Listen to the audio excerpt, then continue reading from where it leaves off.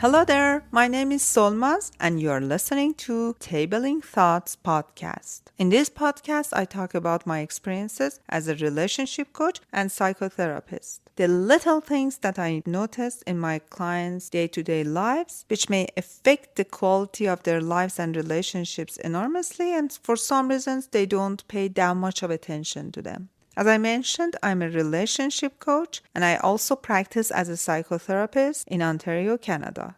In order to get more information about me, you may check my Instagram account, YouTube, or my other podcasts via the links in description. This is the 23rd episode of Tabling Thoughts podcast, and we are going to talk about the role of emotional intelligence in relationships.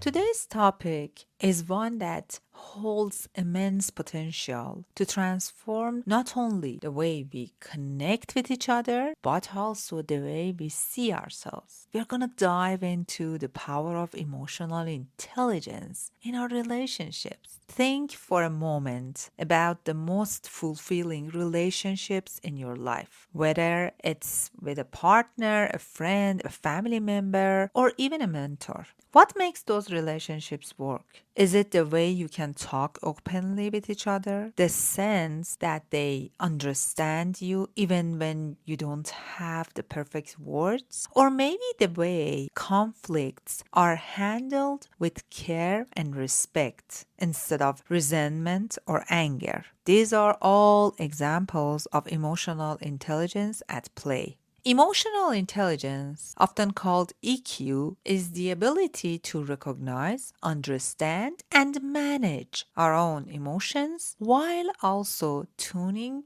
into the emotions of others. It's not just about being nice or emotional. It's about using emotions as a tool to foster connections, solve problems, and navigate life's challenges. Research has shown that people with high emotional intelligence tend to have stronger relationships, better mental health, and even greater success in their careers. But there is the thing. Emotional intelligence isn't something you're born with or without. It's a skill, a muscle that can be built and strengthened with practice. And it's one that can completely change the dynamic of your relationships, whether they are personal or professional. In today's podcast, we are gonna unpack exactly how emotional intelligence impacts our relationships. We'll explore how understanding emotions, both our own and others, helps us communicate more clearly, navigate conflicts with grace, and create connections that are not only meaningful but enduring.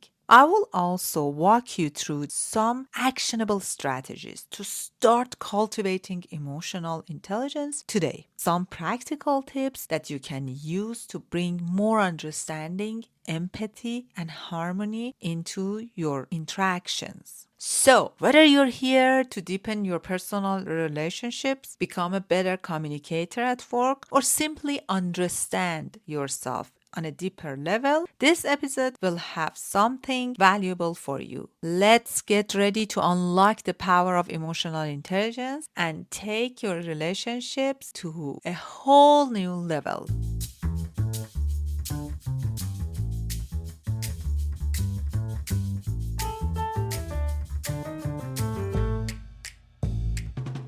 Emotional intelligence starts with self-awareness. Recognizing and naming your relationships helps you avoid being controlled by them. You can manage them. For example, instead of snapping at your partner after a long day, recognize you are feeling stressed and communicate calmly. The moment you name your own emotions, you can easily communicate with your significant other in a more constructive way.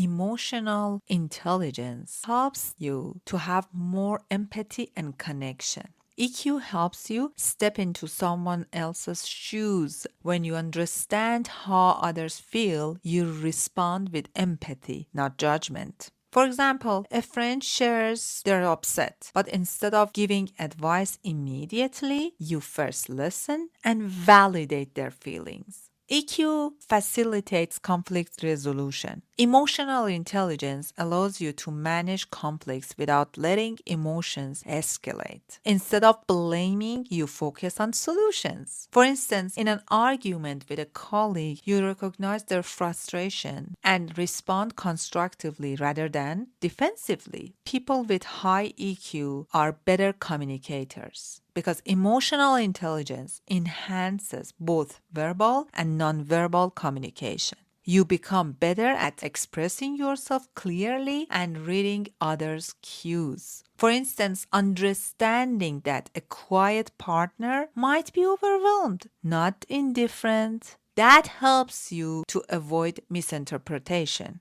EQ also strengthens the trust. When you are emotionally intelligent, people feel heard and understood, which builds trust and strengthens relationships. For example, leaders with high EQ foster loyalty because their team members feel valued and supported. So, unpacking how emotional intelligence impacts our relationships, we got to the point to talk about some actionable strategies to cultivate emotional intelligence. The first and the best one that I always talk about is practice self awareness. Start journaling. Miracle of pen and paper. Journal your own emotions on a daily basis. Ask yourself, what am I feeling? Why? How is it affecting my behavior? Pause during emotional moments to label your feelings before reacting. For instance, if you're frustrated, say to yourself, I feel overwhelmed because I have too much on my plate in this moment. Learn to regulate your emotions. Stop controlling. Controlling takes you to nowhere. By controlling your emotions, you will create more anger. Therefore, use deep breathing or mindfulness techniques to calm yourself down before responding. If you feel your anger is rising, take 3 deep breaths before speaking. Develop a cool down plan for tense situations, like stepping away for a moment, and enhance empathy, the magic of empathy. In order to enhance empathy, you need to practice active listening. Give your full attention to the speaker without interrupting, without giving solutions. That's a challenge for me too. Ask open-ended questions to understand someone's perspective. Instead of assuming why someone is upset, ask them, can you tell me more about what's bothering you? Improve nonverbal communication. Be mindful of your own body language, tone of voice, and facial expressions. Pay attention to others' cues,